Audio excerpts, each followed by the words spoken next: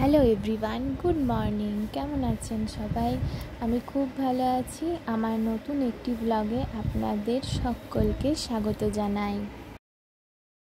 বড়দেরকে প্রণাম এবং ছোটদেরকে অনেক অনেক ভালোবাসা জানিয়ে আমি আজকের আমার এই ভিডিওটি শুরু করছি। সকাল এখন 7টা বাজে। সোনুকে ঘুম থেকে উঠিয়ে খাইয়ে দাইয়ে ওকে চারপাশে বালিশ দিয়ে বসিয়ে রেখেছি। ও নিজের মতো খেলা করুক, আমি এদিকে তাড়াতাড়ি আমার কাজগুলো গুছিয়ে নিই। তাড়াতাড়ি কাজ গোছাতে কিন্তু তাড়াতাড়ি আর হয়ে ওঠে না। সোনুকে ওইভাবে বসিয়ে রেখে কাজগুলো করতে লাগি ঠিকই, কিন্তু কতবার যে উঠে যেতে হয় তার ঠিক নেই। এই ভিডিওটা আপনারা হয়তো একটানা দেখছেন, কিন্তু এই ভিডিওটা করতে কতবার উঠে গেছি তা কি বলবো আপনাদের। কেটে ভিডিওগুলো করে জয়েন্ট দিয়ে তবে একটানা আপনারা দেখতে পাচ্ছেন।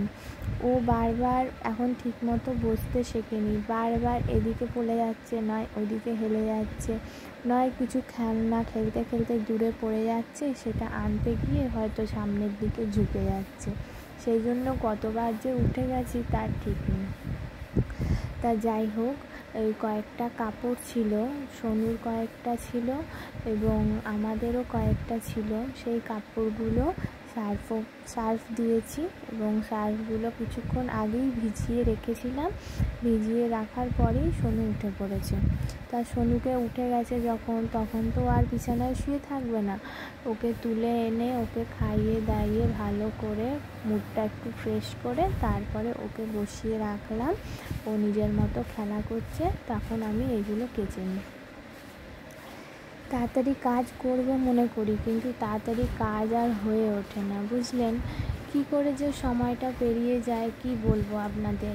একটা বাচ্চা সঙ্গে নিয়ে থাকলে সারাদিনটা যেন এক নিমেষেই শেষ হয়ে যায়।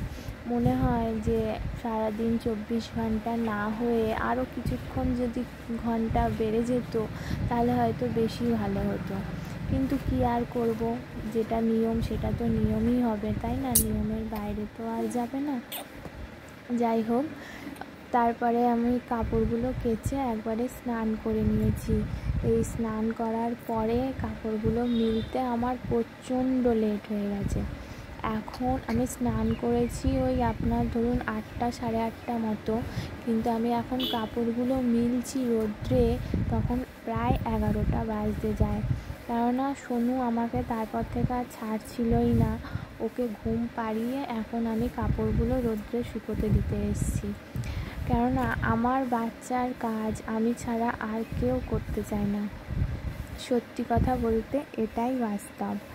আমি আমার বাচ্চার কাজ যদি ফেলেও রাখি সেটা সেই জায়গাতেই পড়ে থাকবে। আমার কাজ, আমার বাচ্চার কাজ আমাকেই সামলাতে হবে। যাই হোক, ওসব কথা বাদ দিন। এই যে কাপড়গুলো এক এক করে সব মিলে নিলাম। ওর বাবা কাজে গেছে, ওর বাবার গেঞ্জি প্যান্ট ছাড়া ছিল, ওর বাবার গেঞ্জি প্যান্ট মিলে ওই যে এদিকে যে দড়িটা পুরোটা দেখা যাচ্ছে না, ওই দিকের দড়িটাতে সোনুর কাঁথাগুলো মেলা আছে, সোনুর জামা প্যান্ট, আর এই দিকেরগুলোতে আমাদেরগুলো মিলে দেবো। মেলা হয়ে যাওয়ার পরে আবার অনেক কাজ আছে, অনেক কেচেছিলাম আজকে। টুকটুক করে এক একদিন এক একটা করে পেরিয়েই যায়। ভাবি যে আজকে হয়তো সোনুর কিছু কাঁথা হবে না, কিন্তু রোজ বেরিয়েই যায়। এরপরে আবার দেখুন দুপুরবেলা সোনু হিসু করে দিয়েছিল আমার নাইটিতে, সেই জন্য নাইটিটা চেঞ্জ করে নিয়েছি। তারপরে ভিজে আর পরে থাকা যায় না, ভিজেটা কেচে মিলে দিয়েছি। তারপরে ওই শাশুড়ি মা ওদিকে রান্না বসিয়েছেন, রান্নায় একটু হেল্প করার জন্য ওদিকে মশলা পেস্ট করে দিয়েছিলাম, তরকারিতে দেবেন। আর একটু ডাল ছিল, ওই ডালটা পেস্ট করে বড়া হবে, সেই জন্য ডালটাই পেস্ট করছি। সোনু ওদিকে ওর দাদুর কোলে ঘোরাঘুরি করছে। তাই এইদিকে মশলায় পেস্ট হয়ে গেছে, ডালটা পেস্ট করে শাশুড়ি মাকে দিয়ে দেবো। তারপরে উনি রান্না চাপাবেন, ভাত হয়ে গেছে, তারপরে তরকারিটা আমি এই পেস্টটা করে দেবো, তারপরে চাপাবেন। সোনুকে আবার ওদিকে ধরতে হবে, তারপরে সব কাজ হবে। না ধরলে কোনো কাজ হয়ই না। কি বলবো বলুন তো আপনাদের, আপনারা তো সবই বোঝেন। যারা নতুন মা হয়েছে তাদেরকে নতুন মানে কী করব না করব কিচ্ছু বুঝে পাই না। সারাদিন শুধু কাজ কাজ আর কাজ। এই যে হয়ে গেল যার রান্না টান্না খাওয়া দাওয়া, অনেকক্ষণ পর আপনাদের সাথে দেখা হচ্ছে।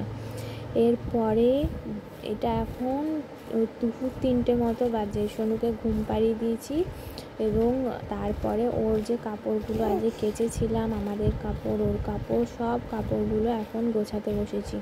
তাড়াতাড়ি করে গোছাচ্ছি যাতে সোনু না উঠে পড়ে। তাই ওর প্রচণ্ড কান খড়ো। ও একটু যদি আওয়াজ পায় না, আর আমাদের রাস্তার ধারে বাড়ি, 24 ঘন্টা গাড়ি ঘোড়া যেতেই আছে, ও বারবার উঠে পড়ে। সেই জন্য ওর ঘুম প্রচণ্ড পাতলা হয়ে গেছে। আওয়াজ পায় যেহেতু, যাক তাড়াতাড়ি কাজটা করে নিই, তারপরে আবার সোনু উঠে পড়লে ওর কাছে শুতে হবে। না হলে যদি উঠে দেখে যে আমার পাশে মা নেই, তাহলে লাগবে চিৎকার করছে। টাটা। এরপরে গুড ইভিনিং বন্ধুরা, গুড ইভিনিং।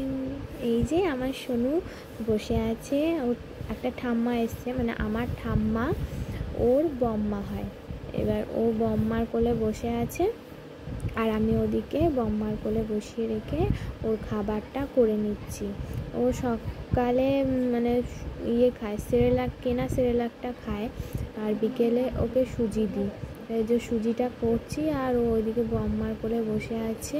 তারপরে ওকে খাইয়ে দাইয়ে ওকে একটু বিকেলবেলায় ঘোরাতে নিয়ে এসেছি, এই আমাদের উঠোনের মধ্যেই।